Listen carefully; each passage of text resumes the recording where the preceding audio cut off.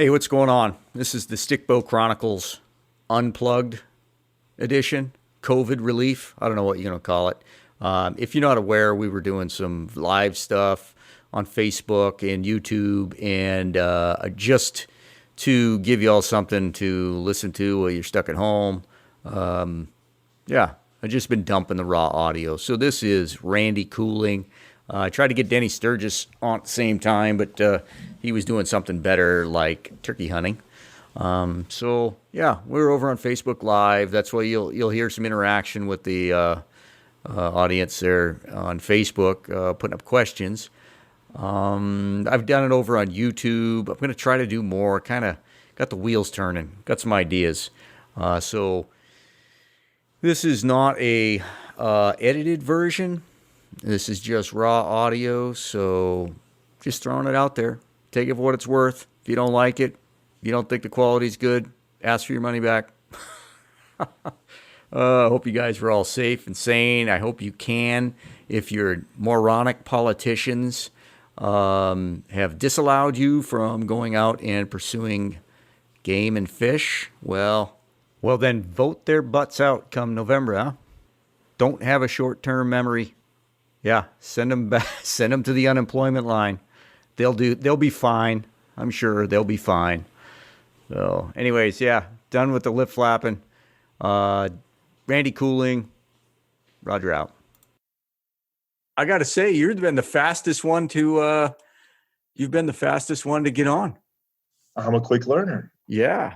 Or you're just brilliant. Brilliant. You just been. You being were sitting coy. there talking me through it. That's probably why, huh?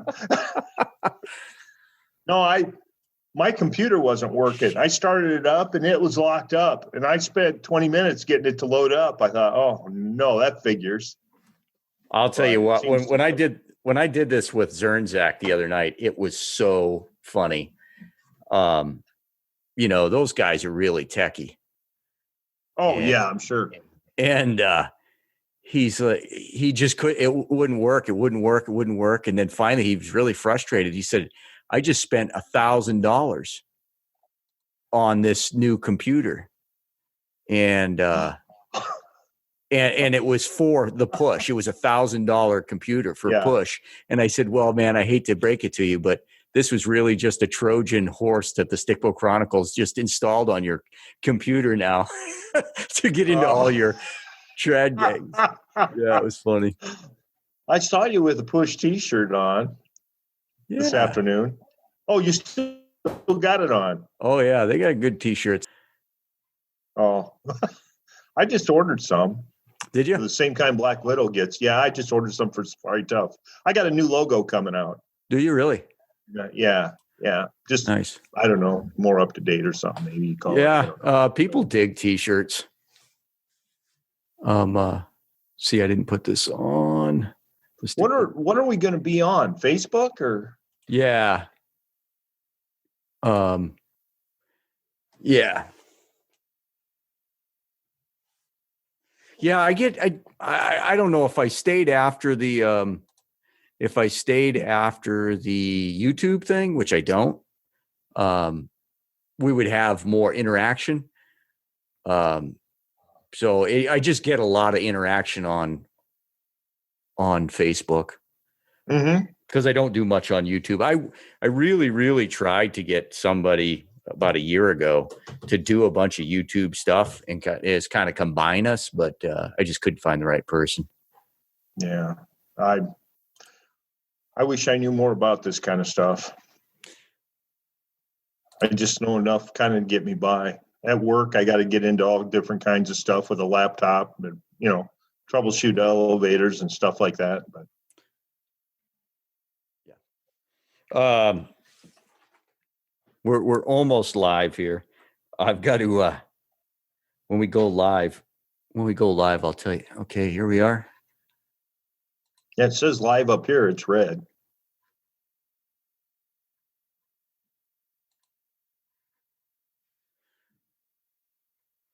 We are live. What I do is I don't look at the live on my computer. Oh. Because it gets too confusing because there's a drag. So then I bring it up on my phone, and then I can watch. Oh. Then I can watch the comments on the phone. Oh, I wondered where you were reading them all the time. I got to tell a story about that turkey with my kid, man. That was fun. Yeah. I bet he was pumped, wasn't he? Was that his first bird? Oh, hell no. He's 13 years old. He's killed elk. He's killed a couple deer. He's killed a bear. This was his fourth turkey. Oh, wow. So, oh, geez. Yeah. I think he maybe. Here we go. I heard a ding.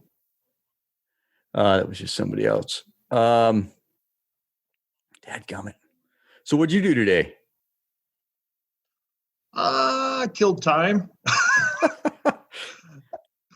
You should have killed COVID. I had some. I know. I had some Safari Tuff stuff to get shipped out today, and actually, I worry about going to the post office, and there's nobody there. Oh yeah. I've been there a couple times. There's never anyone at the post office. So you live in a pretty big town then? No, my address, Dexter, it's a real small town, but I'm close to Ann Arbor, which the University of Michigan is there. So it's a college town all the way. And then I'm about 50 miles from Detroit. So it's lots of suburbs pretty much all the way out this way. I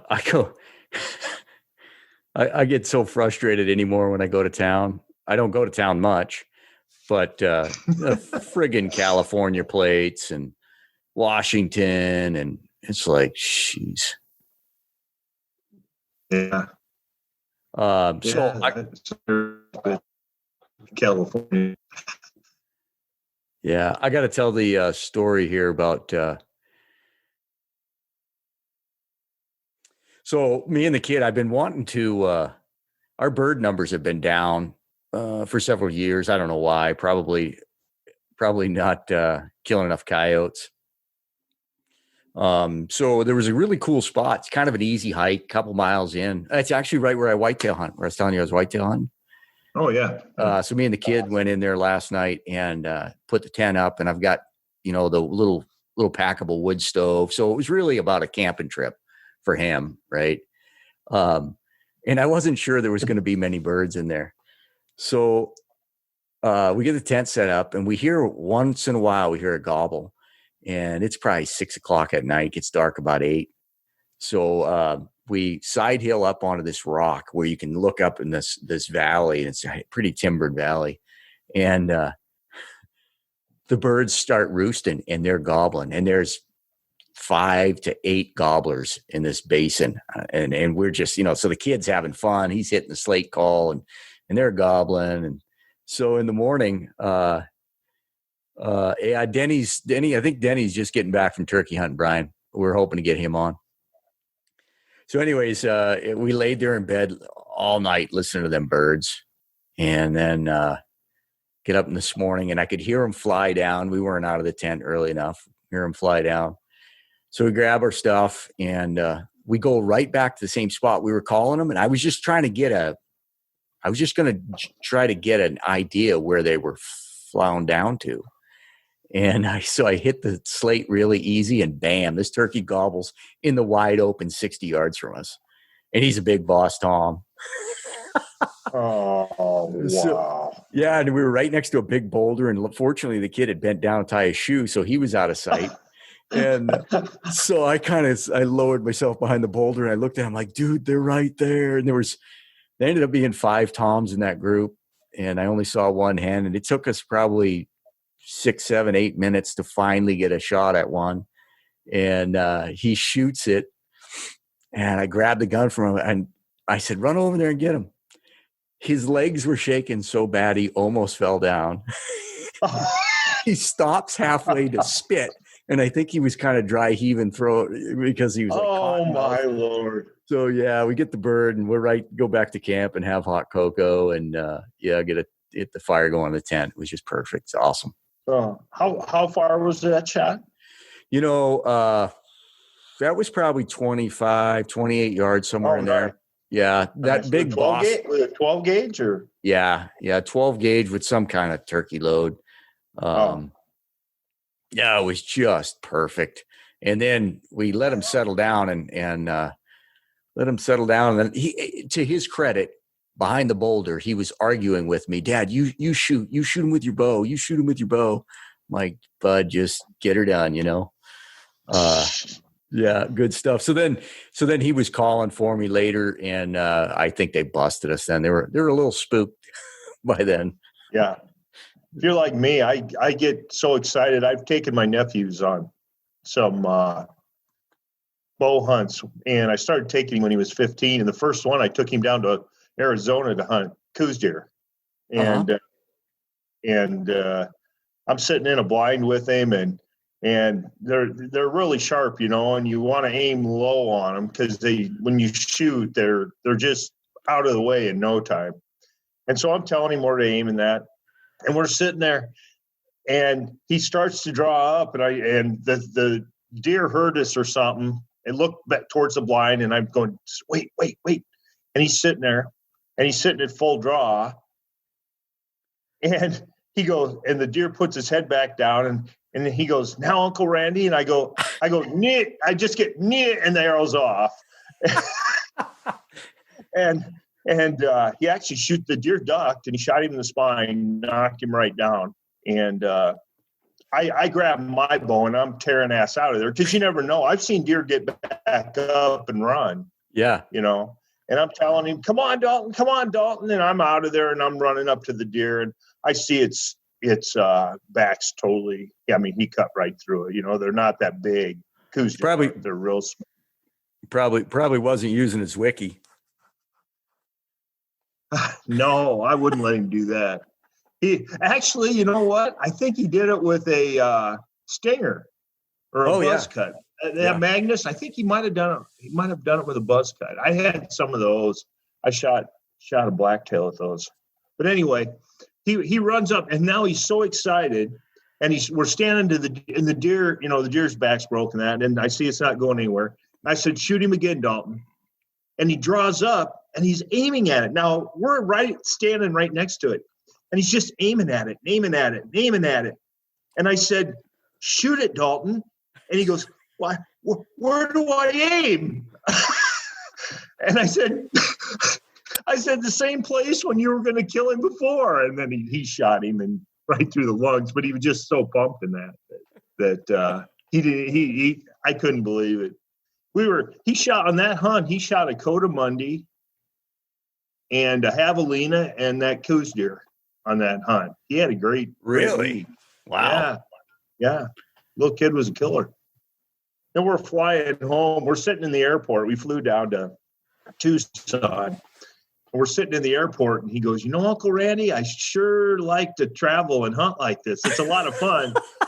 I said, yeah, just remember one thing, buddy. You got to have a job to do this. I was just going to ask you if I can call you Uncle Randy. Where are we going? I get that a lot. He shot that, and I took him on a antelope hunt that same fall, and he shot a buck and a doe antelope in 3 days. Wow. And then what else? We went black bear hunting the following year in New Brunswick, and he killed a black bear with his bow. And he's does he still bow hunt? Yeah. He hurt his shoulder real bad playing football.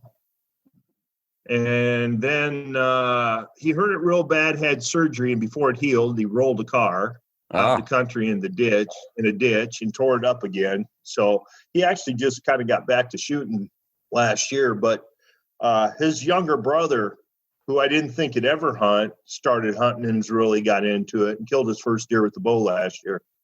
So I'm taking him antelope hunting this end of August. They shoot in compounds? Yeah. Cool. Yeah. That's awesome. They're the youngest one, I gave him a recurve, and I took him out after we got back from bear hunting. He was here a couple days. I took him up to black bear hunting too, and he shot a black bear, but last year. And I gave him a recurve, and we went outside, and I got him all set up and tuned up, and I had him using the point at 20 yards, and he was standing at 20 yards, keeping it in a paper plate all the time. Wow, nice. Yeah, so he's the one that brought it up, that I was doing some long range shooting up in bear camp, shots he didn't even want to take with his compound.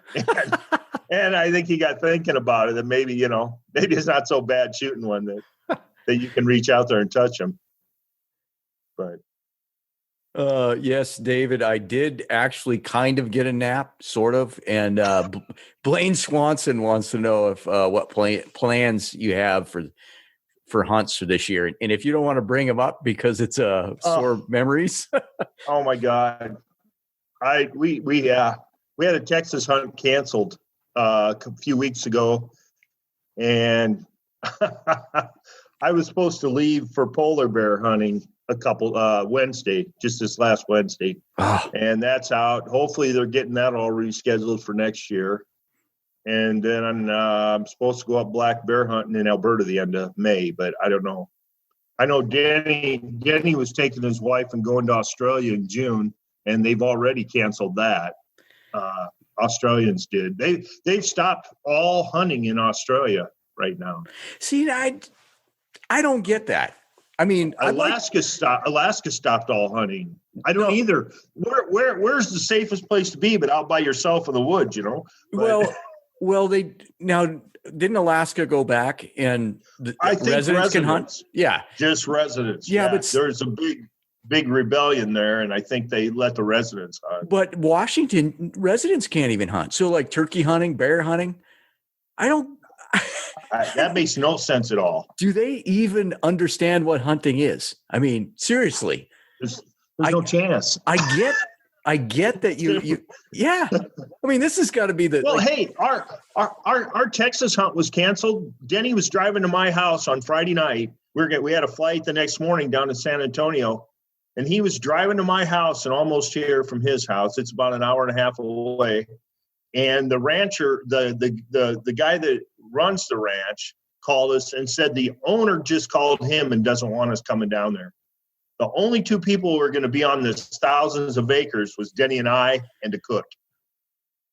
I can understand. I mean, I don't get it. I can understand states saying no non-residents. Of course, that doesn't stop. I'm going to get wound up.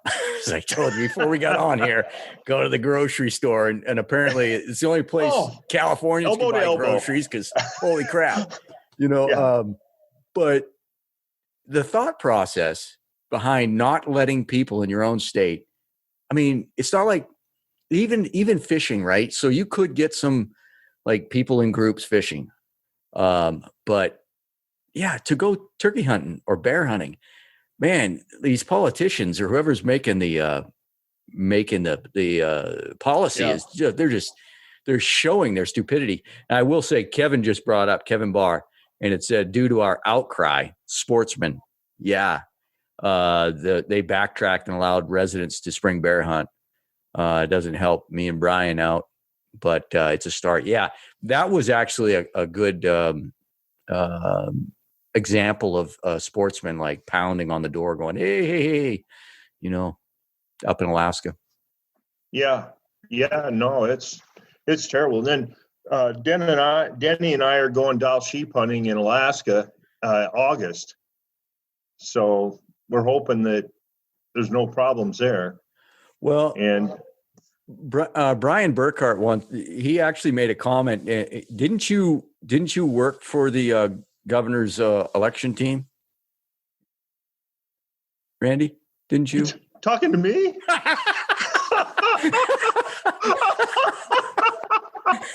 Very funny.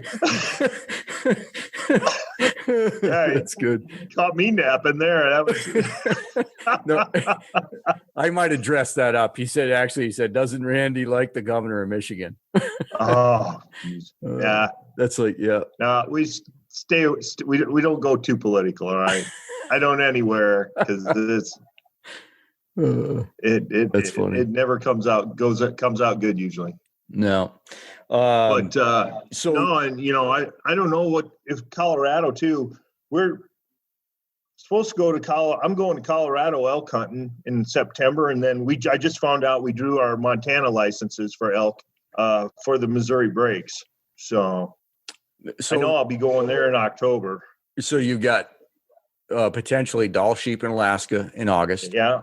And then antelope. And then antelope in August. Yeah, and then elk in September and elk in October. And then whitetail season, of course, Missouri. So when did you retire? Are you part-time? I'm off the next 2 weeks. I think it's going to be a trial period. I had that polar bear hunt booked, and I'm just taking it off and got plenty of other stuff to do. So this may be a trial period. I've never been home this long. So tell me about your prep for polar bear. Now, you didn't get to go, but how did you prepare for that? I going to sheep shows, the sheep show and stuff. I've got to know a lot of guys that have hunted and shot lots and lots and lots of animals and been up polar bear hunting and stuff. So I talked to them. I called Sitka, talked to John Barklow about it, and to see, because I've been seeing the guys wearing Sitka gear up there. Not white, obviously. I mean, I don't. When you're hunting them, I don't worry about what they're doing. The bear's getting bayed up by dogs. Oh, gotcha. They turn the dogs loose and they bay them up, and gotcha. And then you got to move into position and shoot them without shooting a dog, or blowing through the bear and shooting a dog. Yeah, and they're just using huskies, just sled dogs. Yeah, just for sled dogs. It's law up there. The hunter has to be on dog sled.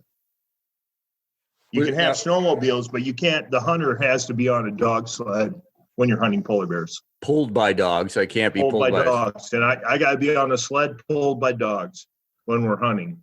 And that's so that to keep it from non-motorized vehicles, you think? We still have snowmobiles pulling stuff around. Yeah. When you're hunting, I guess. That's pretty cool. It's pretty cool. It's law. Yeah, no, that's awesome. I guess I'm just curious why they do it like that. And maybe it's, that's cool.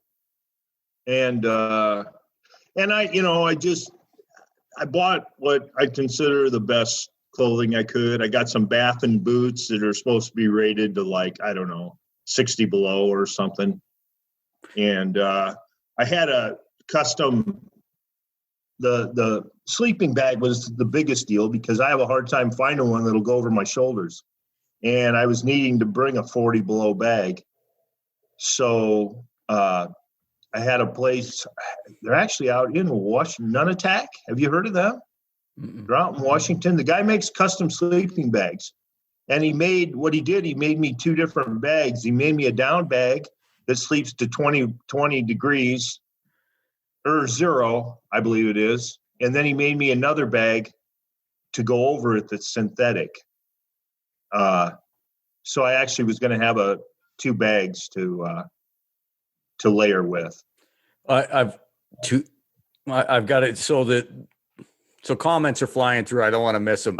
Brian Burke. Yeah, no, that's right. Brian Burkhardt just asked, who's a better shot, you or Denny? Oh, I am. If you ask Denny, he'll tell you I am. There's no doubt about that. So it was a double sleeping bag. Now, what was the double sleeping bag? Yeah. So what was the weather?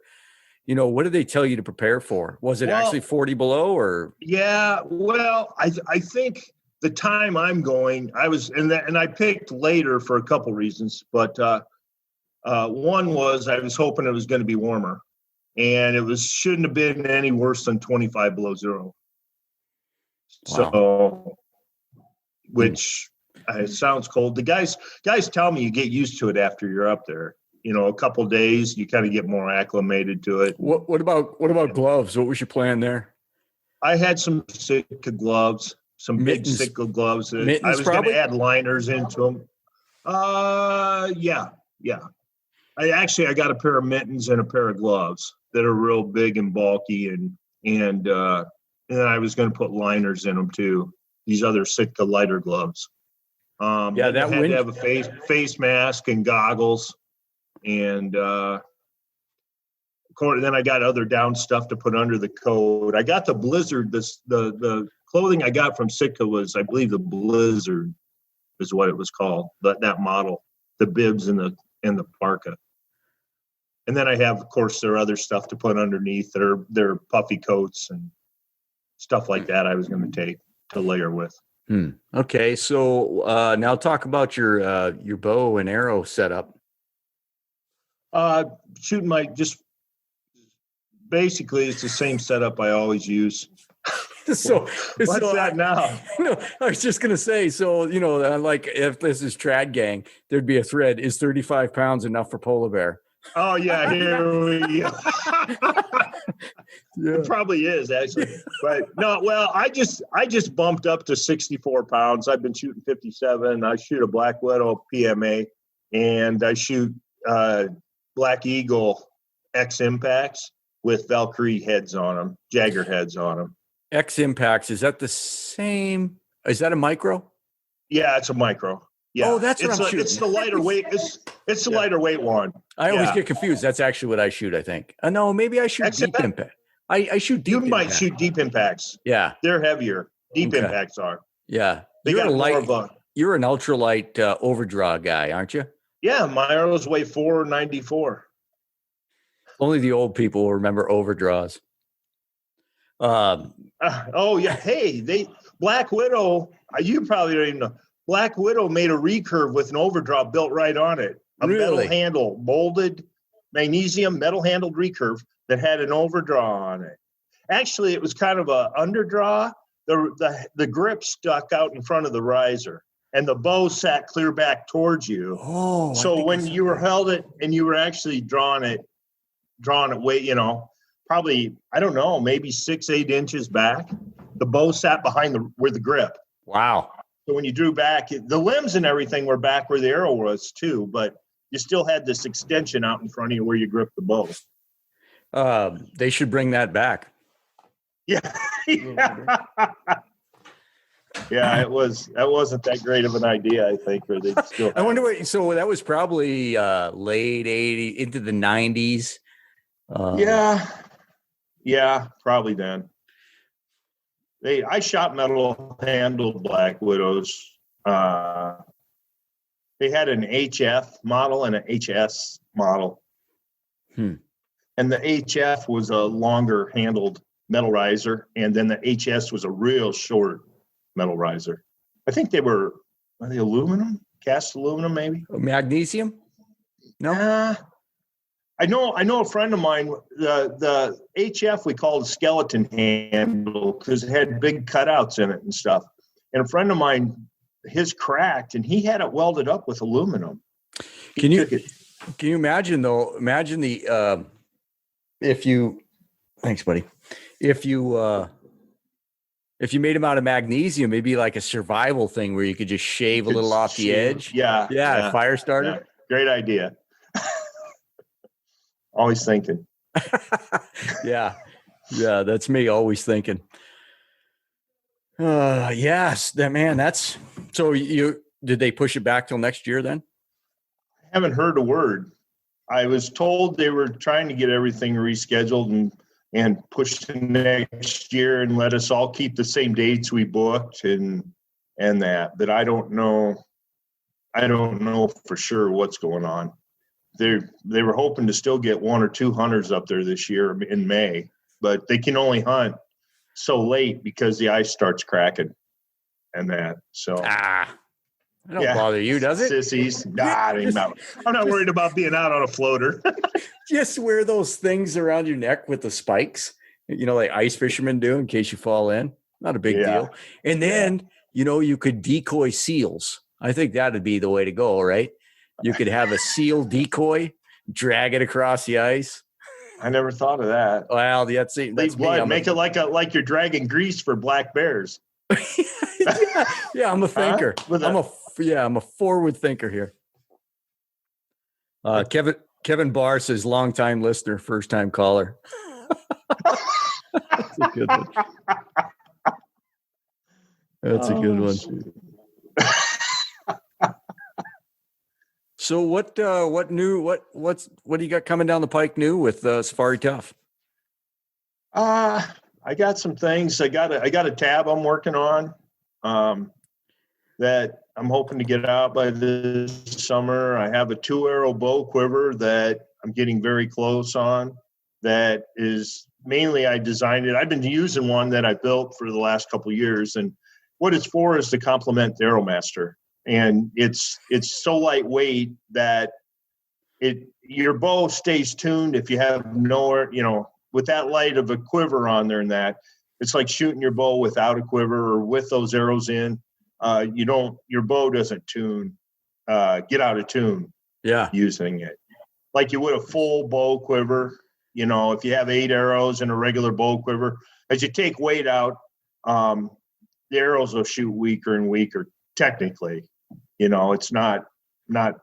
I'm just saying technically, Yeah, I mean, if you shoot as good as me, what the hell? Depends how good you are, right? Yeah. It's just always, you just want to clear everything out of your head you can when you're shooting, No matter how much it matters, you want to clear out of your head. We don't all shoot like Snyder. No, that's for sure.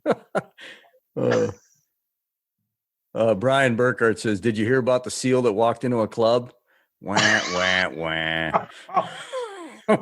Baby one, probably. Oh, Christian, that was bad. Hey, you guys still got winters up there? I'm seeing like snowstorms and stuff. Oh my God. Really? Denny had six inches of snow yesterday.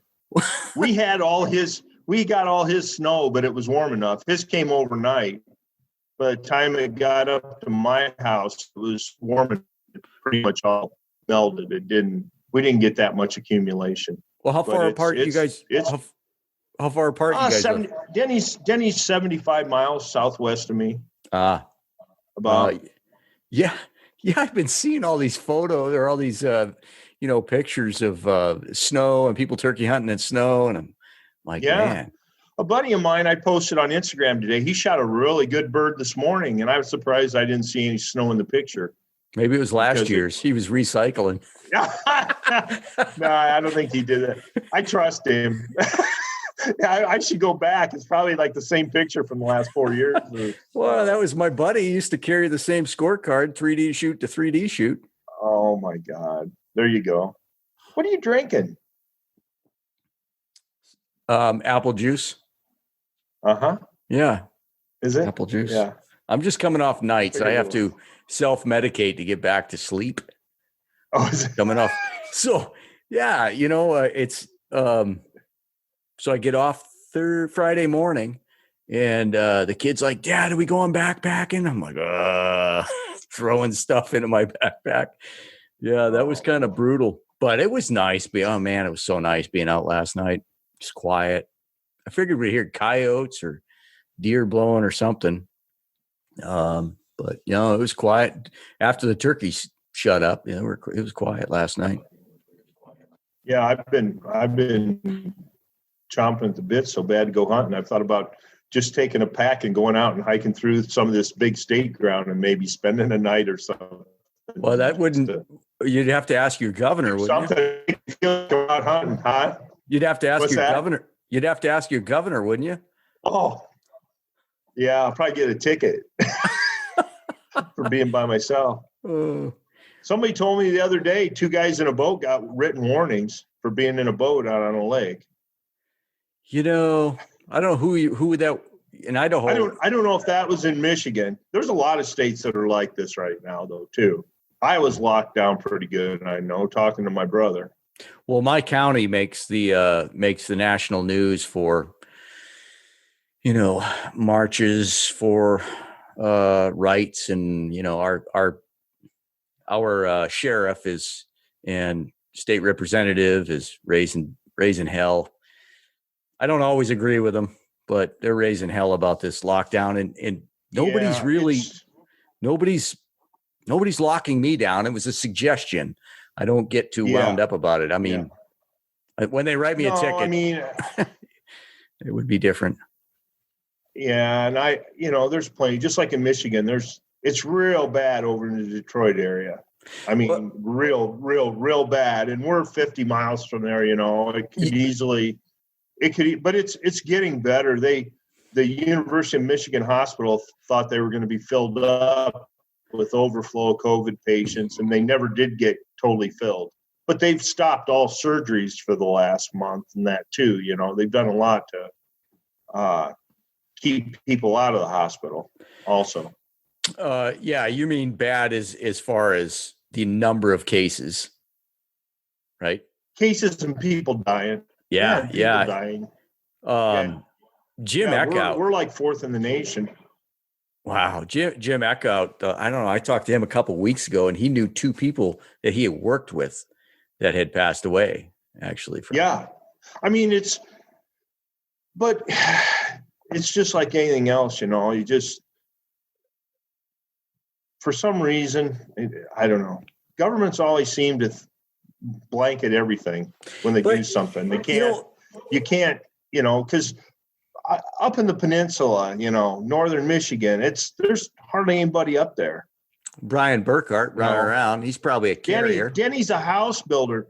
What's it hurt having 4 of his guys working on a house, building a brand new house? Oh, I don't. It just a lot of it doesn't make any sense.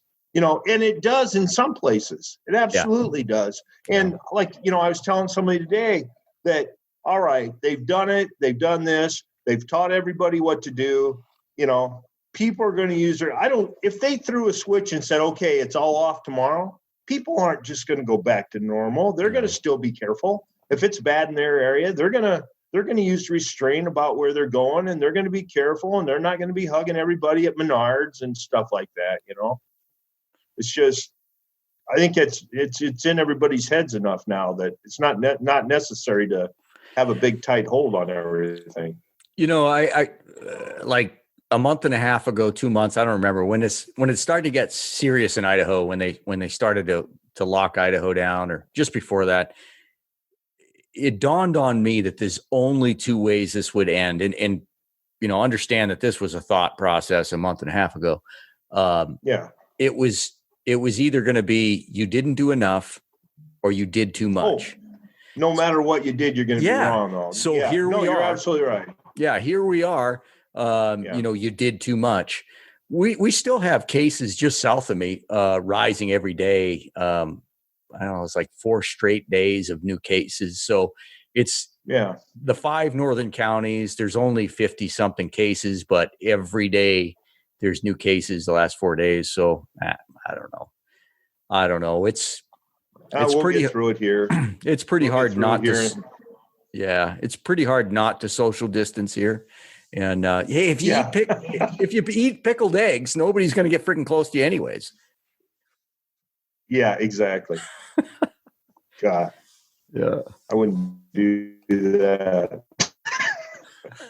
Oh yeah, no, me and the kid pounding those pickled eggs. Wow. Hey, Christian Wilder said over 11,000 cases in Maryland. Holy shit. I didn't think Maryland was that big. Yeah, it must be everybody. Oh, shit. Holy crap. See, he's pretty tame. Christian Wilder. He's pretty tame on the Stickboat Chronicles. You get him over on the push page, and he's go wild, does he? Oh, he's a pretty funny guy. Well, hey, this worked. We've been talking about doing some live stuff. I don't want to give away too much, but you, me, and Denny, we were actually just checking to see how your internet connection would. Your internet connection's drug a couple times, but we could do it. Yeah, I noticed it. Yeah. Denny's got the same kind of thing I do too. We don't have high speed. We just got hotspots mine's sitting in the kitchen and Denny's hotspots. We don't have any kind of good. What? No, I was going to say Denny's hotspot. What? I was going to say Denny's hotspot must be down in his trophy room. Is that where you keep all your trophies? Yeah. Because I saw a lot of stuff on his walls. Oh yeah, I had a lot of run over, and so I started taking it to Den's house. Yeah, that's the Sturgis overflow. Yeah. He actually has a room there that's just my stuff. And that's where he'll do the live stuff from. Yeah. Who's got more animals on the wall, you or him? I don't know. Mounted, I don't know. I know Den's killed more numbers than I have. Has he? Over the years. Oh yeah, he shot whitetails. He shot tons and tons of whitetails. And that I know he shot way more whitetails than I have. But other stuff, I don't know. Mounted, I don't think we're too far. I think we're probably pretty even on. Have you taxidermy? Yeah. Have you killed a Cape buffalo? Yeah. Well, I shot one. We had to finish it with a rifle. Oh, yeah. I had I shot it with a grizzly with a 75 grain broadhead adapter in it, and the broadhead adapter busted off when I hit the rib. Oh, I think you told me about that. Yeah, it just sheared right off. And the tip of the point went into the lung cavity about maybe a quarter of an inch. Mm. And we tracked that thing for, I don't know. They told me it was like 12 or 14 miles. I see. I think you're kidding me. Huh? Holy smokes. No. Oh, it was all day tracking it. We were still we'd find blood, and them guys were following tracks, and we'd find a couple drips of blood, But in the end, you hit it, it's yours. In the end, it got real bad. And I paid $400 to have a helicopter fly and find it. And then we went in and killed it. Well, that was probably money well spent at that point. I mean, seriously. Yeah, it was mine. Yeah, it was mine. I'd paid for it no matter what. I might as well get it. Yeah. And that's where I got I shot a 375 double rifle and a 470 double rifle. Well, I've never heard of a 470. Yeah, I think it's a 470 Blazer is the brand. Uh-huh. And that was quite an experience. Hey, Brian Burkhart wants to know what your favorite animal to hunt. I really like hunting sheep. Yeah. And I haven't shot one. Yeah, I do. I really like it. But so you like to hunt them. That's why. That's why. I really enjoy hunting them. That's why I don't shoot. That's funny. That's what I say. All these guys go up and they go up their first sheep hunt and they whack a sheep on the second or third day. What do they know about hunting them, right? I've been on 4. When I was working 5, when I was working in Alaska, we had a guy that was in his 70s that came up, every fall. The season was I don't remember if it was every odd year or every even year, one of the two. And he would come up every year and he'd never shoot one. He'd get lots of chances and never shoot one. And we'd ask him, what the hell, why didn't you shoot? Well, if I shoot one, my wife won't let me come back. These are like $20,000 hunts. Yeah, that's not my problem. No, how close have you got? I mean, I've been within 75 yards multiple times. Yeah, and just couldn't get any closer. I got a plan to 80 now, though. So wow, nice. Are you shooting Valkyrie? Are you shooting Valkyrie? Yeah. That's all I shot the last couple of years. We're going Cape Buffalo hunting in Mozambique next year, and I'm still working on what I'm going to do with the broadhead. I got some of those tough heads, because my point for that weighs 425 grains, just the point, the broadhead, and so I'm kind of messing around. I have some tough heads, but they're kind of big. They're a little bigger than. I mean, they'd be great for smaller game, but for shooting a buffalo, and you got to go through an inch of hide and an inch of ribs and stuff. I'm not so sure. I don't know. I'm messing with them yet. I'm going to get. I saw Rocky Mountain Specialty Gear has kind of a trad looking head too. That's Yeah, a and little actually, longer. I think they came out with something new, didn't they? Just recent. I don't know. I just went on there to look to see what they had, and I saw this trad glue-on broadhead. It's a glue-on broadhead. Mm-hmm. And my problem is I need 425, and theirs is 200. But then I got a hold of Brent, and he's coming out with 225 grain broadhead adapters. So it's going to work out okay. But Brent, that's Valkyrie. You cool with a three? Yeah, Valkyrie. You cool with a 3-blade? No. If I use that, I won't use a Valkyrie broadhead. They're Gotcha. the broadhead adapter. Gotcha. And that. Gotcha. So then I'll use a glue-on broadhead, 2-blade head. And how many pounds? How many pounds are you going to be shooting on that? 74. You shoot 80, but that's a lot. So I'm going with 74 and 830 grain arrow, I think is what it is. Nice. It's shooting 180 feet per second, I believe. Wow. Out of there. Wow. So it's a pretty good wall up. Say that again. You're 70 what? 74 pounds. Yeah. I'm shooting an 830 grain arrow, 180 feet per second. Holy crap. Yeah. Let that sink in. Let that hit you. Oh, dang. That's that's a oof. Man, that's pretty good stuff there. And then Brian, he's coming up with the great questions. Is there a hunt? Yeah, is there a hunt you would not want to do again? One of the hardest ones I've ever on. I love goat hunting, but I hunted goats down out of Cordova, Alaska. And that was when I was younger, I probably wouldn't have mattered, but it's really, really, really tough. You pull yourself up the mountain. When you get, I didn't know alders grew so high in those mountains down there now. Come to North Idaho. Come to North Idaho. We start in the river bottom and climb up, and there's these giant alders, and you don't ever step on the ground. You stand in the middle of the alders. There's just giant ones, and you grab them and you pull yourself up through the alders, and then it'll get places it's even steeper. And then when you get to the top and break out in the open, you got to wear crampons or you'll fall. It's so steep and slick where I was hunting. You only had one trekking pole at that point, didn't you? On that one? No, yeah. I know. Hey, the first goat hunt I went on in British Columbia, I left my trekking poles in the float of the plane. Oh, no. And it took off. I had no trekking poles except my Black Widow. And that's what I used.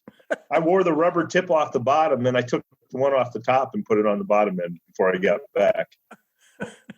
Yeah. That thing was beat up. That bow was beat up bad. Well, if you say it's beat up bad, then it was bad. Oh, I fell. We were packing my goat out down the steep, rocky chute, and I fell 12 times going down this chute. My guide fell 5 times. Really? And one time I fell, I slid about 12, 15 feet or so, and I couldn't find I got my heels in and stopped, and I let my bow go, and my strings laying across my lap without my bow attached to it. Oh my God. And I'm thinking, what the hell? And here my bow was under my pack behind me. Wow. And came unstrung in that. Yeah, that was a rough hunt too. But yeah, goat hunting's tough. It's really tough. It's neat. It's fun. And then I was just up on Kodiak, drew a tag last fall and got a goat. And that was enjoyable. I've shot goats. I mean, the one in Cordova where I told you it was so bad, that goat I shot and ran off into a big gorge, and we couldn't retrieve it. Ah, man, that's gonna make you sick. Yeah. It just walked right off a cliff. And the guide standing there watching, he goes, "That goat just committed suicide in slow motion." Yeah, no doubt you carry an extra string. Yeah. Yeah. And do you carry? I don't go anywhere with like 3 or 4 of them normally. Yeah. Do you carry a stringer, or are you stringing just over your leg? I do it by hand. I keep forgetting you use a stringer even. Do you want me to cut? Hey, if I release this as a audio, do you want me to cut that out so Toby doesn't hear it? He knows I don't. I don't think Toby uses one.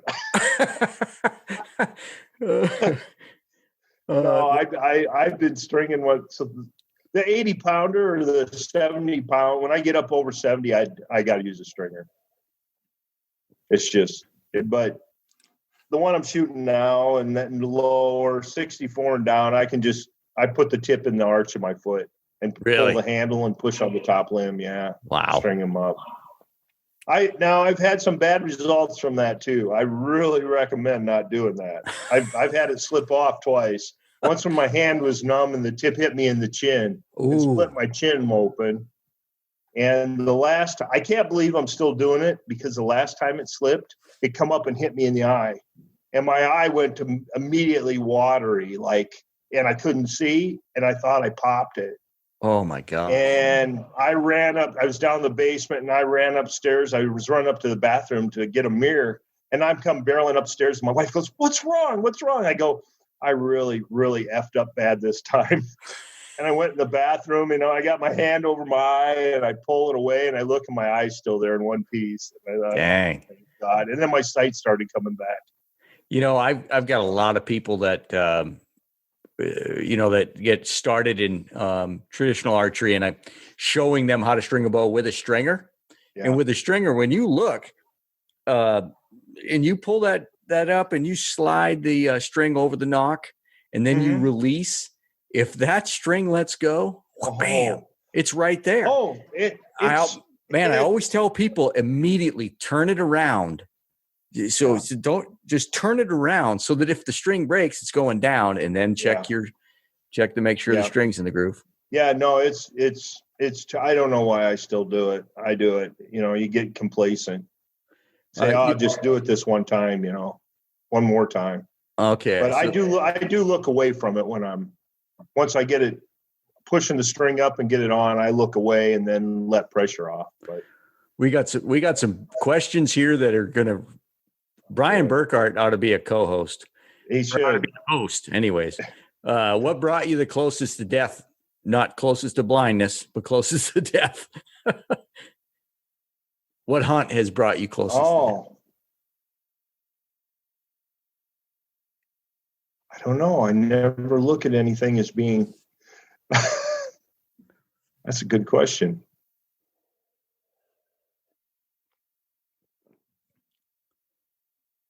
Up in Cordova, my guide thought I was going off a cliff, I guess. Fallen? Yeah, I fell and slid down the mountain. And actually, one of my crampons came off my foot. I started to fall, and when I went down, I know what it was. My crampons caught. I wasn't used to it, and I went head first. And when I went head first with my pack on, there's nothing to grab and slow me down. And he thought I was just going to go on. I got dug in and stopped, but he thought I was just going to go on down and do whatever you call it off the edge. That's But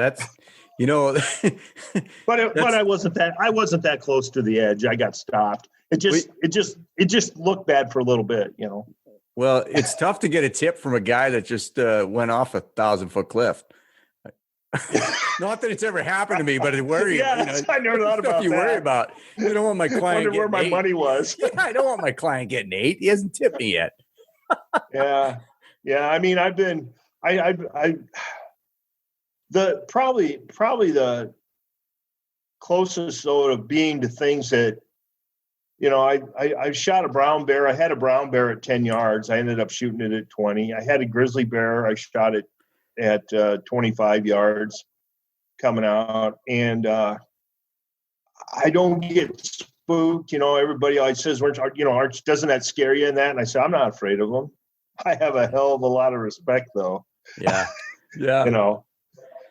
You can't act. You can't have that attitude, when you're hunting them. You got to just treat them like any other animal when you're hunting them. Yeah. Somebody asked me, have you ever misjudged I forget how the question was. You ever misjudged their attitude or something?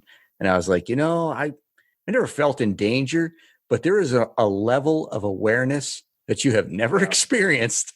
Yeah. In the woods, it's like you are Yeah, you're aware of everything around you. They're looking your way. It's really easy not to move. You know, we during the later in October, we would do rifle hunts, and we would drift, no motor, right? We're just drifting down the river, right at last light, and and the river is very tight, so you're drifting around corners and stuff, and you have point blank experiences.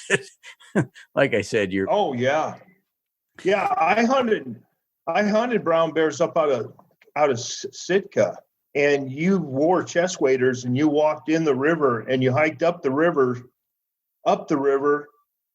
till it got dark, and then you turned around and walked back down the river in the dark with your binoculars, checking the banks for bears and stuff. Yeah.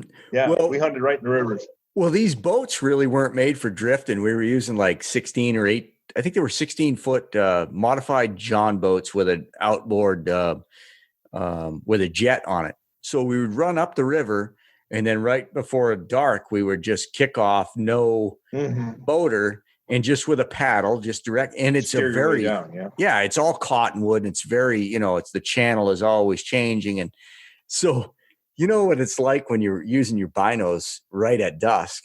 You can see, but your depth perception sucks. Yeah. Well, we come around the corner one night, and I could hear splashing. And I thought, well, there's a bear, off on my side. And I don't know, the water's probably 15 yards wide, or I don't know, maybe 20 yards wide. But as we come around the corner, I got my binos up and I can see the bear. And I'm like, oh, yeah, there it is. And I knew immediately it wasn't a shooter. It was a sow. And I could never recreate the sound, but it was a growl on the inhale and a growl on the exhale. and I was like, oh, that's cool. And then I thought, well, I wonder how far she is. And I dropped my binos. Oh shit, buddy. She was just about in the boat. My God. Yeah, your depth perception, and you can't fire the boat up because you're in such shallow water, you'll just suck gravel in your but I just I was like, oh my God, the old lady's right there. Yeah, she like it.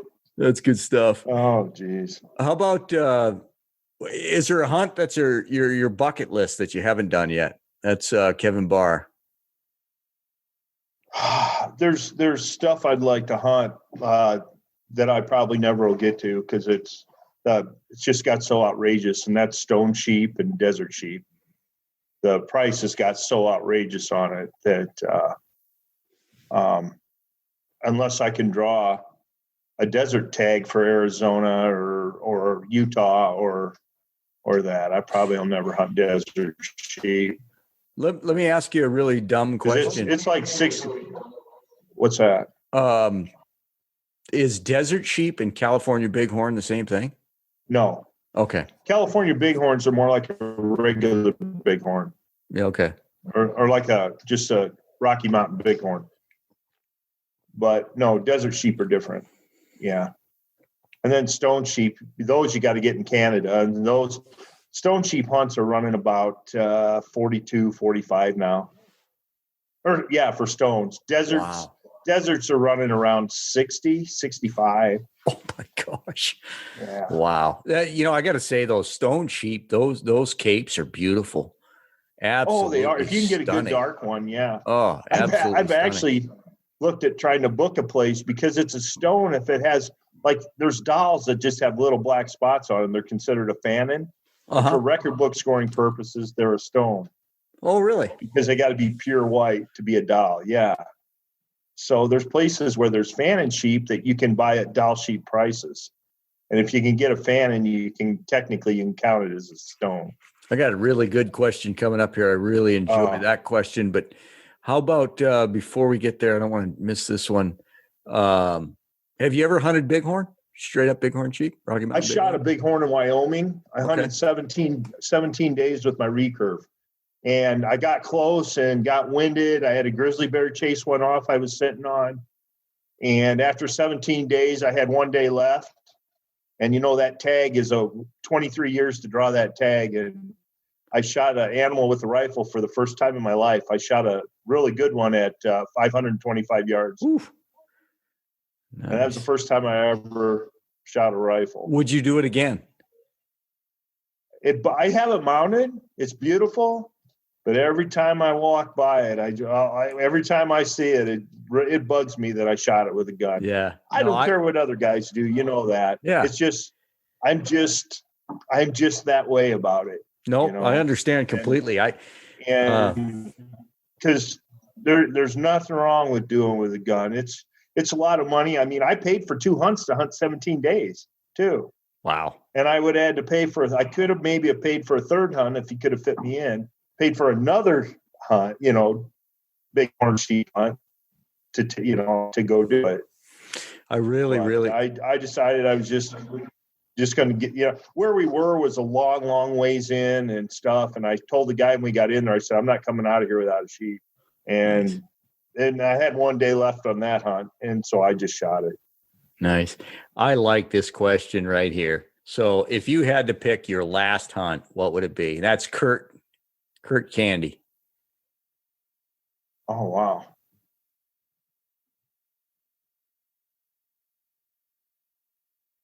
Of course, with this COVID-19, what was your last hunt? Yeah. I just got,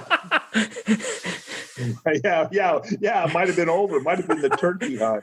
Yeah. I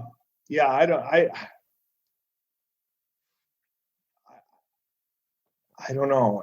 I might probably go on a sheep hunt, a Doll sheep hunt. Yeah. I really enjoy that backpacking sheep hunt. And I'm not a big camper, but there's something about them little tiny tents and crawl, by nighttime, you want to crawl in, you just love it. You crawl in there and you're, for the night, and it feels just good, and getting out in the mornings and loading up and moving. And I don't know. I just really enjoy that kind of hunting. Yeah. And it wouldn't be any different, than doing a good backpack elk hunt. Yeah. You can get in a good area, and stuff too. It's same basic. You can do this, replicate it just the same as far as the logistics of it, except for the animal, Like a turkey hunt with a 13-year-old. There you go. Yeah, there you go. No, that backpack, I just enjoy that. You prefer to solo hunt or with a partner? I like to hunt by myself.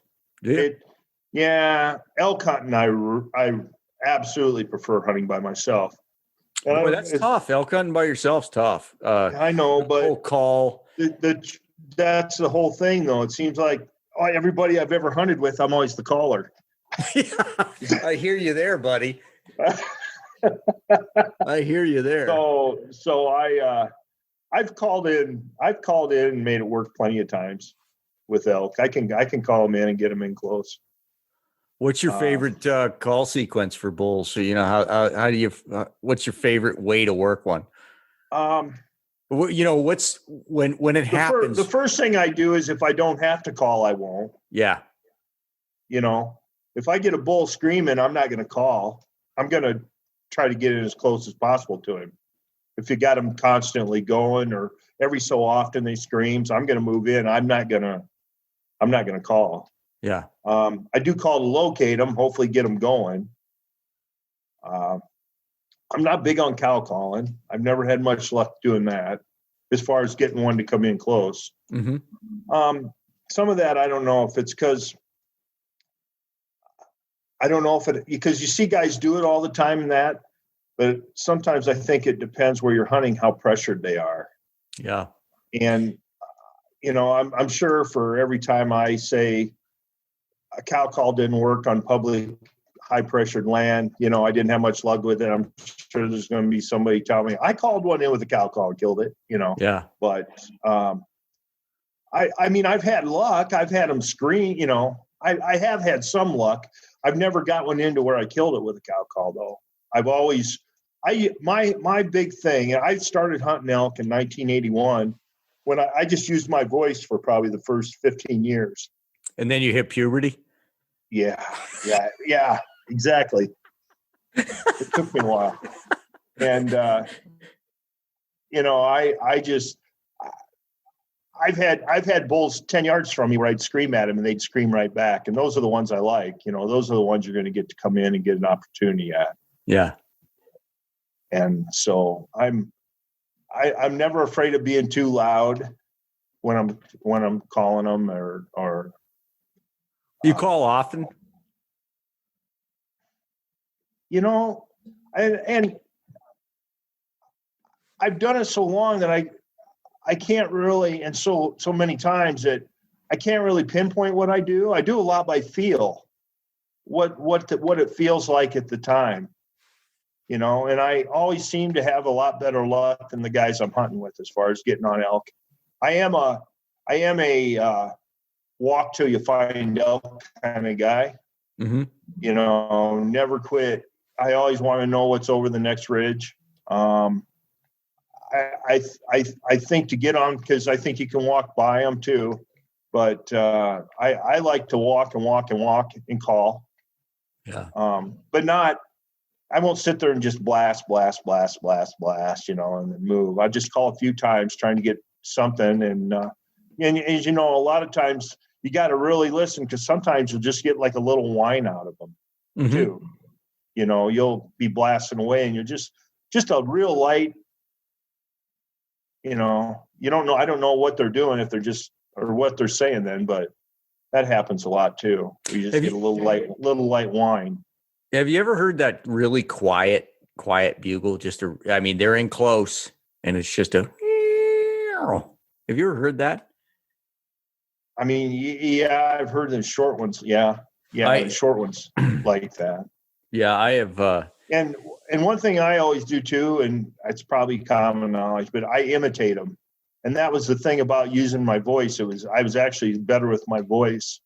I tried to imitate exactly the cadence that they're doing, mm-hmm. And the loudness, because it seems to irritate them more too, doing that. What do you use? Diaphragms? What kind of call do you use? I just found a diaphragm that I could blow. Rocky Mountain. What are they? I think they're the ones that Rocky Jacobson. It's Corey Jacobson dad. pushes. Dad makes. Yeah. That's what I've been using. That's the first one I found that I could actually blow. And I can make turkey sounds with other ones and that, but I could never make an elk call sound. I used Elk Inc. Had that call with the little band around the little white band, had a funny looking head on it, and you put your teeth in a notch and it had a white band on it. And I used those for years. I called those work really, really well, but they'll freeze up, especially like mornings when it's cold. They freeze up quick. I used to just be like cow calls. Yeah, I'm a pretty good caller, and I always used Quaker Boy. A Quaker Boy triple reed was my go-to call for years, but they got so difficult to get. It was a green, I don't know, I called it a green machine, I don't know, something like that, but it was a triple reed. I called Rocky Mountain calls 2 or 3 years ago, and I said, hey, because I tried everything, tried the Primos, tried everything out there. And, you spend $8 or $10, you try it, and it's not like you're going to take it back, right? All right. So I called them and I said, hey, I've done this for a while. I can't get these calls. So they sold me a couple, and I'd have to dig through, but they were spot on. Man, I can really call with. I got 3 or 4 of them, at least 3 different ones from them to try them, and I can blow them all, but 2 of them I can blow better than. And I don't really know what the difference is. Yeah. Looking at them, short of the reeds being a little different, but everybody's mouth is shaped differently, and that's the key. Is like it's like boots. One person can wear this type of boot, and another person can't. It's how it fits in your mouth for sure. Yeah. So I just started using them. I'm far from what I'd call even really, really good with them, but I can make the notes and the sounds I need to. The notes, right on. Yeah. What's your favorite setup now? Being calling solo. What's your favorite setup? You shoot from your knees. Do you set up behind trees? I always normally shoot from my knees. Unless I got a good place to stand, it just depends where I'm at. You definitely don't want to bury yourself in a bush or that. You want to make sure you can draw your bow and shoot it. Mm-hmm. I've had friends I've called bulls in for, and I had one guy called a bull in. It was 3 yards from him, and he's not shooting, and I'm going bonkers because I know right where he's at, and I got this bull standing there looking for me, and I'm 50 yards away, but he can't. It's wide open from him to me, so that bull's not going to come any closer to me. And he turns and starts walking off. My buddy tries shooting at him. He got so afraid that bull was going to see him. He backed clear into a pine tree, and he couldn't shoot his bow. He couldn't draw his bow. I chewed him out about that. And I had I called a Magnum in one day. It was just, I won't go into it, but it was just one of those times for me calling elk. Part of the excitement and part of the reward is when I fool them, right? There's a time when that bull can be 100 yards away, and I'm like, yeah, I got it. That's it. I checkmate. I got him. And that's a big part for me. I had one come in one time that was, I saw the setup. I called it like within 30 seconds. You get here, I'm going to do this. That bull comes across. And what happened was that the guy set up too close to the trail, and that bull, and it was a 360 class bull. It was straight up above him, 3 or 4 yards away. It stepped up on a root wad, and the guy was on the downhill side, and he was shooting straight up. And this guy was a killer. He'd killed a lot, but I think he dropped his bow, or he said he thinks he dropped his bow to see the arrow hit. It was just too close. Well, the arrow, we think it nicked its leg or something. It wasn't a lethal shot at all, but the bull felt like it got hooked, by another bull, and it turned and dropped its horns.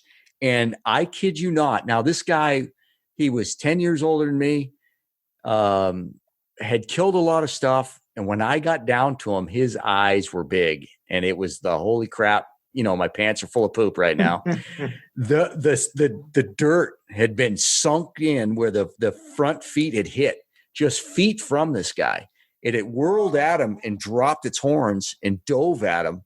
And the guy just fell over backwards. And then the bull continued on down the hill. And it was a Magnum bull. He dang near got killed. Sometimes it works too good. Talking about setups, so there's two things that I always try not to do. One is you don't set up so you're going to have to call them across the park, a little opening. You want it fairly thick between you and where the bull's coming from. And the other thing is, if you can help it, don't have a ditch, steep creek, something too steep or that, because they'll hang up there too when they're coming. Yeah. It happens so quick though, when the bull answers and you realize, oh crap, he's coming, right? Because they don't always come. Sometimes they answer. Sometimes they're 50 yards from you before they even answer, and they're coming. Oh yeah. Yeah. I mean, I stood on a trail one day and stopped and screamed, and one let out a scream, and it was standing 25 yards behind me in a bunch of deadfalls. and scared the hell out of me. And I turned around to try and shoot it, and it jumped. It actually ended up killing this bull. It jumped out of the deadfalls and kind of went down, and I thought, that thing's going to back up. And I went down the trail I was on. He was coming back up the mountain, and I shot him coming back up the mountain. But I didn't even see him there. It was so, I mean, when I say deadfalls, these deadfalls were like halfway up the elk. It was really, really deep ones. Have you ever felt like, oh, I just got too close? Like I'm talking with this guy. Have you ever felt like, oh no, I got too close? Like you're concerned for your health? I don't ever feel that way. I had a bull come in one day head on, stop at 7 yards and scream. Yeah. And he had a little pine tree right there, just a little one. And now I might take that shot head on at 7 yards, but back then I didn't think you should ever shoot anything head on like that. Yeah. I didn't care where it was at. I just didn't think it was a good shot. But now at 7 yards, I'd probably shoot it.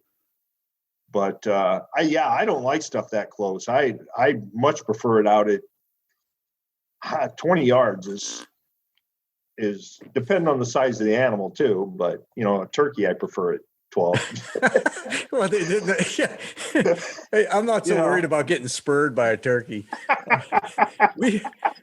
I had a guy calling for me one time, which doesn't happen often, but we had a bull working and it got dark, and I mean no moon nor slope, dark, and we're just like, let's get out of here. And this bull was fired up and he followed us, and I could hear his footsteps. And I stopped. And I did literally hold my hand out in front of my face thinking, I can't see this far. And I knew that bull was close. And all of a sudden the thermals sunk, and I could, the smell, right? I could taste it in my throat.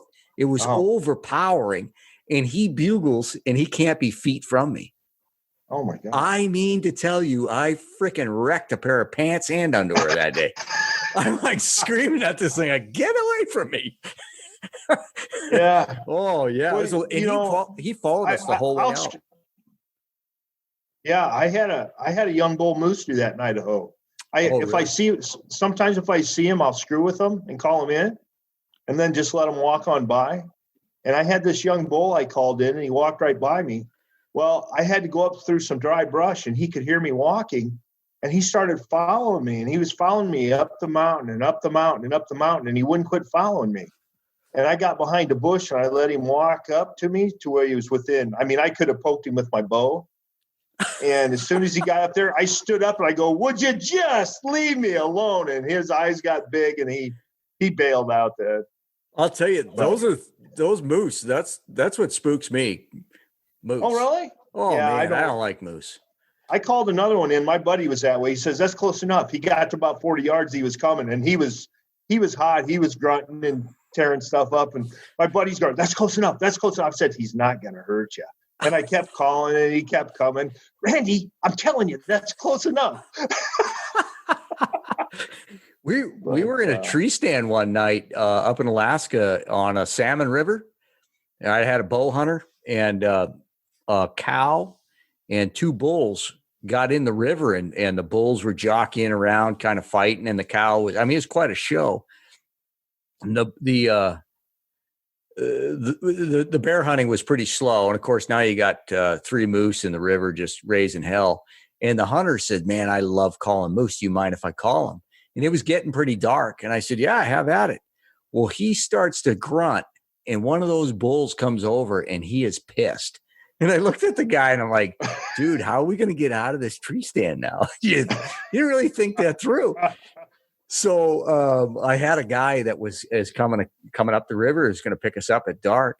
And so I hear the boat coming, and the bull is still not very far from the base of the tree, and he's raking and grunting and raking and grunting. And I told the hunter, I said, when you hit the ground, you run for the boat. We were only 15 yards from the river. I said, you run for the boat. And if you hesitate, I will probably step on your head because I am right behind you. Yeah, they do get focused. It's weird with those moose, how they can get focused like that, where they don't care. They don't care what you are or anything. No, that's what will get them killed too. But Brian Burker, I'm just gonna have to make Brian a co-host. He says elk are cute, but moose are cool. Yeah, I figured. What have you killed for moose? Have you killed all species of moose? Yeah, I've shot all 3 species of moose. Not very exciting. Huh? Not very exciting. The first one I shot, the Alaskan one I shot on a do-it-yourself. We rented rubber rafts and floated a river up north of the Brooks. We hired a pilot to drop us off and floated a river for 10 days. Really? And I shot that one at 3 yards. My buddy called it in. Really? Yeah, I was on my knees shooting up at it. It was closer, but it spooked when I drew my bow. And I shot a Canadian then at 12 yards, and that one, of course, guided. And then I shot my Shiras on my own in Wyoming. I called it in and killed it. That's cool. Up in the little bighorns up northern, not in the bighorns. It's the zone just south of it. That bighorn zone's really, really hard to draw. But yeah, that took me 13 years to draw that tag. You remember the video of Dwight Shue getting charged? And yeah, they just had it on. Bowhunter just did a tribute to him. I saw the show that was a tribute to him, and they played. That's pretty tight there. That's it's like it was really truly after him, not just I'm shot run. It was it heard that bow go off. It felt that arrow hit him, and he knew what direction to run for whatever it was that hit. They got him, Yeah, that's like my buddy, get in too close and they think they're in for a fight and they get poked. But I had the good fortune of meeting Dwight a few times, and he was a very quiet and mild, meek guy. Yep. And so to gauge his reaction, it was like, he's wound up. No, that was awesome. That's some great video. I did too. I ran into him up in the Northwest Territories in an airport, and then he flew in to hunt brown bears where I killed my brown bear on the peninsula. Him and Larry flew in for him to kill a brown bear. Do you know where that was? Because he hunted a couple of times the outfit I guided it. It was with Lance Kronberger. Okay. No. Yeah. It was with Cinder River Lodge. Gotcha. Yeah. It was, but he flew in there, and that was really, he ended up not seeing a bear. I saw a shooter bear every day for the 6 days I was there. I saw a shooter bear every day, but they weren't in spots that, because of all the alders and that down in the creek bottom, the river bottom, they weren't in spots I could get after them. But he sat there for 14 days and never saw a bear. And that was his 8th brown bear hunt, and he hadn't killed one yet. Poor guy never did get one. He had some rough luck with brown bear. He did. For sure. I think he shot one once, and they had to kill it with a rifle. Yeah. That he shot one years and years and years ago. Yeah, that wasn't at the outfit I hunted. Kurt Wells just killed a nice bear last year. Yeah, last year with my buddy that at the outfit that I had was guiding. Who's that? The outfit? Yeah. Iliamna Bruin Adventures. Oh, okay. Yeah, I'd heard of them. I don't know. Oh, you had heard of them? Uh-huh. I thought. Yeah, they. I think they're just about done. They're done taking hunters. It's gotten so difficult with the native. Where they hunt? The native lease and stuff like that. It's just gotten too difficult. $18,000 for a hunt, right? You think that's a lot of money when you understand the permits that they pay and paying this guy, paying that guy. That's a cheap brown bear hunt now. 18,000 is. Is it? Yeah. I know you can pay up to 35,000 to hunt down on the peninsula. Oh, shut up. Yeah. So, I ended up, the people I ended up working for, it was so much fun. It was such a good atmosphere. It was not hardcore. We were staying in a lodge and we were hunting a river. We would spot and stalk in the mornings, in the afternoons, and then tree stand hunt in the evenings on the river. And we killed some good bears for sure, but it wasn't hardcore. Actually, a little embarrassed when I say, he's guide brown bear hunts. Yeah, but I was eating like crab and holy crap. But the first brown bear hunt I did in Sitka, where we lived on a 52-foot boat and just took skiffs in the afternoon and hunted the rivers, hiked up the rivers. I mean, that was living there too. We had, fresh fish every night, crab. Yeah. We ran crab pots, shrimp pots. That is a neat hunt. I saw 60 or 70 brown bears on that hunt. Whew. But I only saw, I think one or two that were shooters. He didn't want to shoot one unless it was 8.5. Okay. And Yeah. we crawled up. He said, well, maybe a bow hunter, I'll let it go at 8. And we crawled up on one. We barely crawled and got up on one. It ended up only being 7 or 7.5. We got 15 yards from it, and that thing wouldn't leave. We stood up and waved our arms. We started throwing rocks at it. You know, it was a young boar, and we started throwing rocks at it and stuff, and all it did is turn and walk away. I had, I never really felt threatened doing any of that. I mean, like I said, you were on, not on edge, but you had a level of awareness every waking moment. Yeah, you got a lot of respect. You're going to be careful and we'll keep an eye on them. But I saw some just cool stuff. I mean, super cool stuff. We killed some. It was difficult. Those things are like whitetails, man. When you're tree stand hunting them, and those big bears, you'll see 7-footers and 8-footers. Yeah, you'll see the 7s and 7.5s a lot. To archery, an 8-footer, what we were doing, were pretty good. My best was 8.6. But I had a 9'4", and we squared legitimate. We didn't. You didn't pull them out tight with the 4-wheelers or anything? No, no. These are legit. Of course, the outfit down the river was killing 11-footers when we were. I know how that goes. That's the way Lance is too. Lance would not do any of that crap. I had a 9-footer. I had a 9'4" at 12 paces or 12 yards. I forget. It's going to be in Compton's here in an interview, I think the next issue, but I had it with a rifle hunter. This just a tank comes out of the lake fishing. We had stalked, and I, didn't plan to get that close, but the bear just turns out of the lake and walks towards us and sits down and eats this fish at it's 12 yards. At 12 yards, this 9'4" bear eating a fish. And buddy. Oh yeah. Oh, I'll tell you. Yeah, my bear, awesome. And my brown bear was 9'6". That's a lot of bear. And they told me after I killed it, they said, you're probably never you could keep coming up here and not kill a bear that big. Is that a fall bear or a spring? That's a fall bear. Yeah. Yeah. And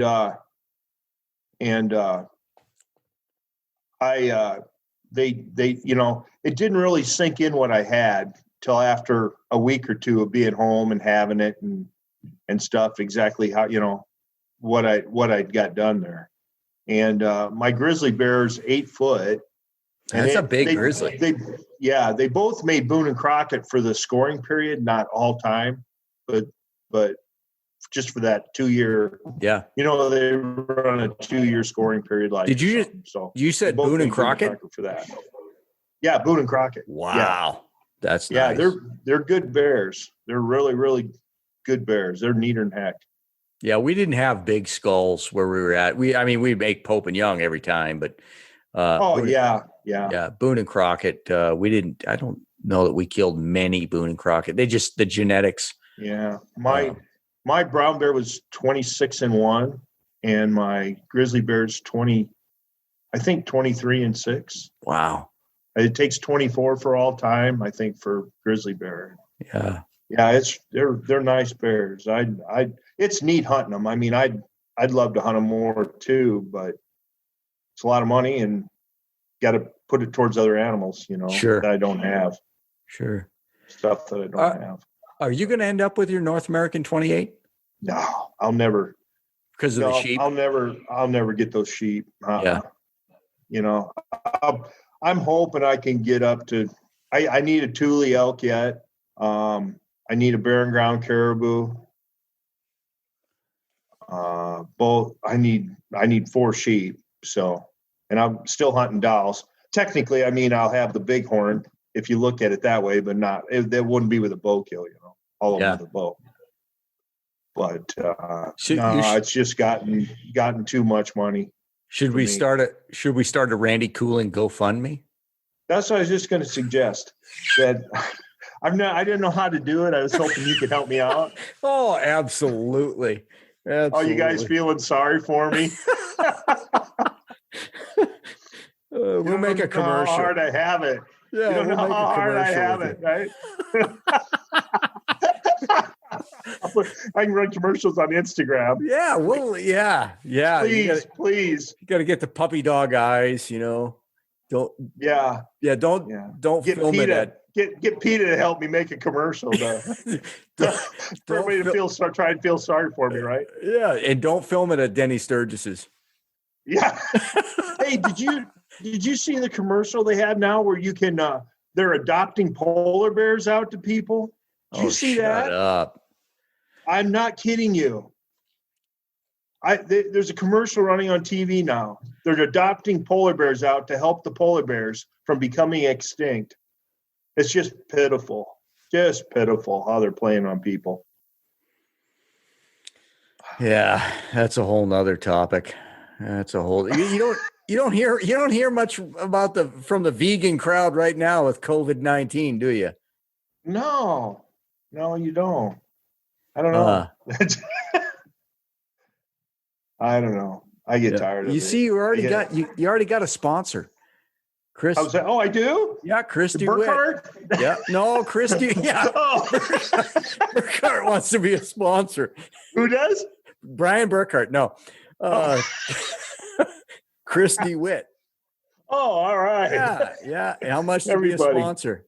Please help me finish my super slam. Yeah. Well, we're gonna work up. You want to be the gold level, Chris, or you want to be the gold level. You don't want to be a silver. Yeah. You don't want to be a tin level. You want to be gold. Oh God. Hey man, we better start wrapping this up. Probably so. Yeah. It's a good time, man. And look at that. Zoom works. I can't believe it worked out here at my house. I have a hard time watching YouTube videos. Brian Burkhardt says, I can't afford Randy. And Chris DeWitt wants to be a platinum. He wants to be a platinum donor. Hey, Wasey Arthur asked when Randy is coming out with the two arrow quiver. I'm shooting for this fall. I mean, this summer. This summer? I'm shooting for this summer. I'm hoping by July that I'll have it. I got it pretty much all set except for one part of it and that. And it's nice. It's really nice. Stay tuned. It's just so lightweight. I hear guys talking about not liking having a lot on their bow all the time. And I like being able to grab an arrow. I think you can grab it a little quicker, than you can out of the ArrowMaster. But the thing is, too, I can carry a lot of arrows with me, too, with the ArrowMaster. What are you smiling about?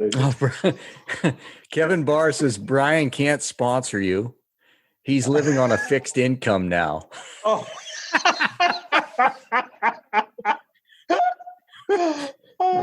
This is good stuff. Yeah, I know. I feel sorry for Brian now too. I see where he's camped out right now. I know. I feel like maybe we should start a GoFundMe for Brian. Yeah, I saw where he's sitting. One thing about COVID-19 is it's spurred on doing these live things, and this has been a kick in the ass. I appreciate your time, man. Yeah, sure. No, I'm glad to do it. I like talking hunting anytime I can. Right on, dude. So, one thing we know is that this might work. I shoot better than Denny. We know that. We've learned that. Yeah. Poor Denny. Yeah, we could have beat up on him a little more. He wasn't here to defend himself. No, that's what he gets. Yeah. So, yeah, this is going to work. Let's do our next project. Have to do it. Yeah, we'll work on something. It's going to be careful what you say because it's going to take me a while to get out of here. I don't know how to undo live. Oh, I see what you're saying. Yeah. It's like they say some of your cell phones don't turn off now. When you get done talking to somebody, they can keep hearing you even though you thought you hang up. Oh, that'd be bad. You got to watch that with your cell phone. Yeah.